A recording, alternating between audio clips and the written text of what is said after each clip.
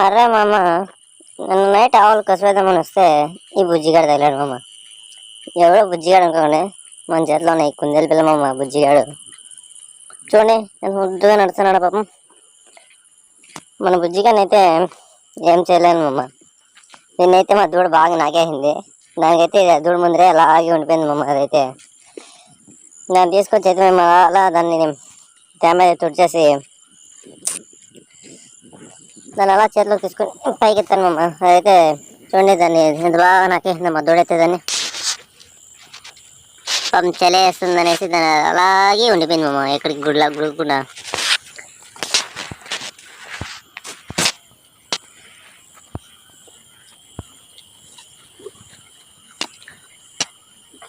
దానికైతే నేను కష్టం పెట్టానమ్మా, అదైతే తినలేదు. మన షార్ట్ వీడియో నచ్చితే కనుక లైక్ చేసుకోమమ్మా.